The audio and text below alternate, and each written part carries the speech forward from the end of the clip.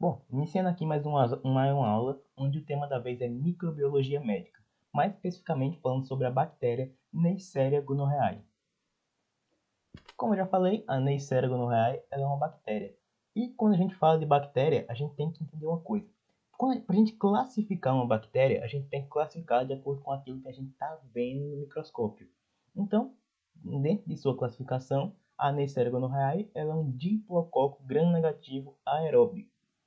Então, meio que desmistificando o que cada palavra dessa significa, a gente sabe que quando a gente vê a Neisseria gonorrhoeae no microscópio, ela se vê em algo parecido com isso aqui. Os cocos, já devem ter ouvido falar dos cocos, são essas partinhas roxas aqui.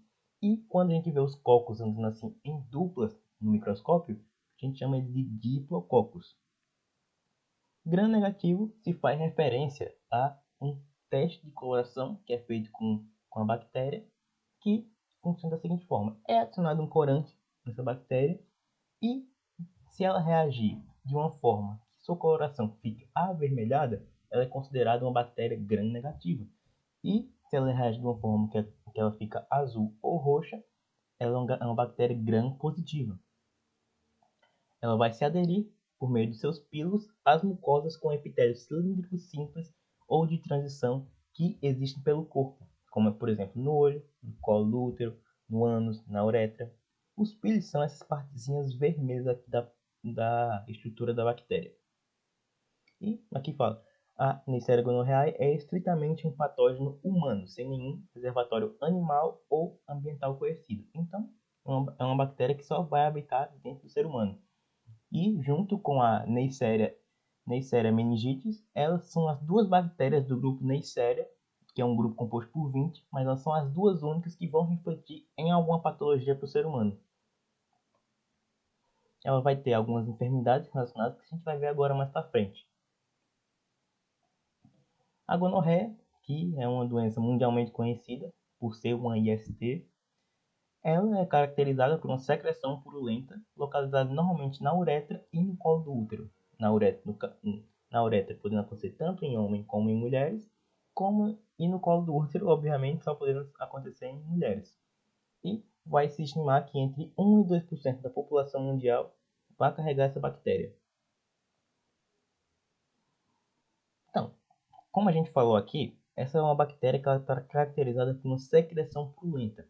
Então, nos homens, como eu disse, vai atingir principalmente a uretra e vai ser acompanhado de pus e ardência para urinar. Ou seja, um homem que teve uma relação sexual com alguém que era portador dessa bactéria, dentro de um período de 2 a 5 dias, ele vai ter essa possibilidade de estar infectado. E quando está infectado, acontece muito comumente isso aqui, que é a saída de uma secreção purulenta através da uretra. Que a uretra é o canal, é uma parte do sistema urinário que ela serve para transmitir excrementos para o meio exterior. Nesse caso aqui, graças a essa bactéria, ela vai começar a expelir esse líquido purulento. E dentre as complicações mais comuns que a gente vai ver, vai ter a epidimite unilateral aguda, que é a inflamação do epidídimo apenas de um lado. Ou seja, um epidídimo aqui normal e aqui um epidídimo que sofreu essa complicação dessa bactéria. Ele está inflamado. Já nas mulheres, a maioria das infecções gonocócicas ela vai ser assintomática, ou seja, não vai aparecer nenhum tipo de sintoma. Porém, quando aparece, que já é uma coisa rara de se acontecer, ela vai ser acompanhada de uma cervicite. O que é a cervicite? É uma infecção dentro do canal cervical do útero, que vai ser acompanhada de uma coceira vaginal e de uma secreção cervical mucopurulenta, ou seja, uma secreção parecida com essa, só que dessa vez no canal cervical do útero da mulher. Alguns outros sintomas que a gente vai ver vai ser coceira, secreção e sangramento no ânus, que porque essa bactéria ela também tem possibilidade de se instalar no ânus, que é chamado de rectite gonocócica, e também dor de garganta, porque essa bactéria ela também vai ter a possibilidade de se instalar na garganta, dependendo do tipo de contato que houve durante a relação. Nesse caso, ela vai ser chamada de faringite gonocócica.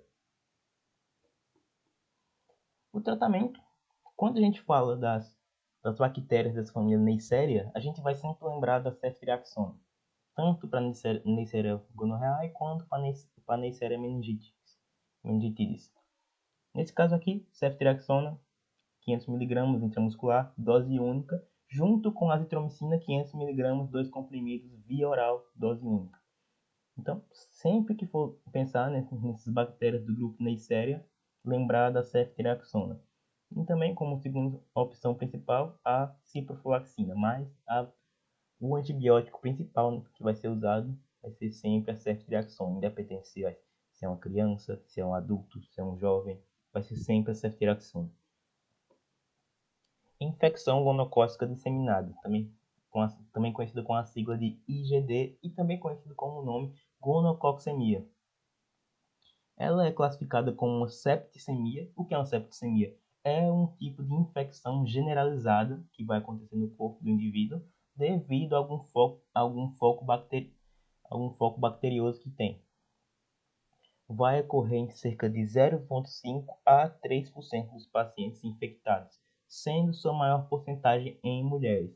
Mas por que acontece mais em mulheres? Porque, como já foi falado antes, quando essa bactéria ela afeta um indivíduo do sexo feminino, normalmente esse indivíduo vai ser assintomático. Então, se esse indivíduo é assintomático, ele não vai saber que tem sintomas e ele não vai buscar tratamento muito possivelmente. Então, essa gonorreia, ela vai acabar evoluindo e vai gerar essa gonococcemia, que é a infecção gonocócica disseminada. Vai ser uma infecção geral do corpo, que é caracterizada pelos, pelos, pelas patologias que a gente já viu anteriormente, que é a cervicite aguda, uretrites aguda, que pode evoluir para os órgãos vizinhos, como por exemplo, no caso dos homens, a próstata, como já foi falado, o epidídimo, o ânus, o canal retal. E também ela é caracterizada pela artrite gonocócica nas principais articulações. Porque, como já foi falado, isso é uma infecção que ela é generalizada, ou seja, vai atingir várias partes do corpo. E entre dessas partes que são atingidas, são as articulações principais, a articulação do joelho, a articulação do ombro, do cotovelo. Essas articulações muitas vezes são atingidas sim quando ocorre essa infecção generalizada.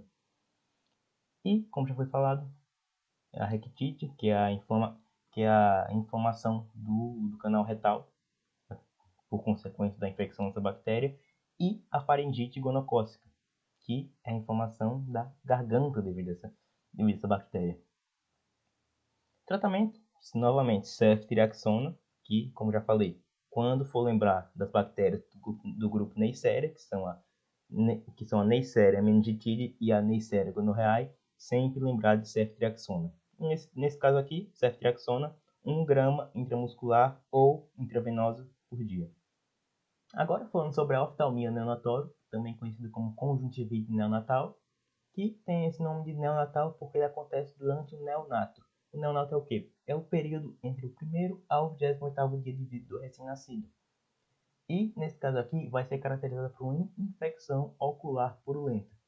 Como a gente viu antes, a purulência antes saía pela uretra, saía pelo canal cortical da vagina. E, nesse caso aqui, vai acabar saindo pelo olho do bebê. Então, durante o parto vaginal, em mães com infecção por algum desses agentes, o risco de transmissão para o recém-nascido varia entre 30% a 50%, sendo o início dos sintomas 24 a 48 horas após o parto. Então, se essa mãe que está infectada tem um filho, durante a hora do parto, esse bebê vai passar pelo canal vaginal. Então, tem a chance dessa transmissão graças às secreções vaginais que ele está tendo contato. Sintomas. Sintomas é edema palpebral, secreção purulenta, como foi falado, e hiperemia conjuntival. E a infecção sistêmica pode causar sepse, meningite e artrite. Essa é a grande complicação que vai ter para com os bebês que tiverem essa patologia. e que não forem tratados. Porque essa oftalmia neonatal, ela, ela pode evoluir para uma infecção gonocócica disseminada, como já foi falado, que é uma septicemia, é uma infecção que ela vai atingir vários pontos do corpo. E essa infecção, quando ela atinge vários pontos do corpo, já foi falado que ela pode levar à morte. Então, esse é o risco esse é o maior risco dessa oftalmia neonatal. O recém-nascido, quando ele tem essa patologia, ele está sim correndo um risco de vida. Então, a aula vai acabando por aqui. Se você gostou do vídeo, é só deixar o like aqui embaixo, se inscrever no canal e recomendar a aula para alguém. Até a próxima.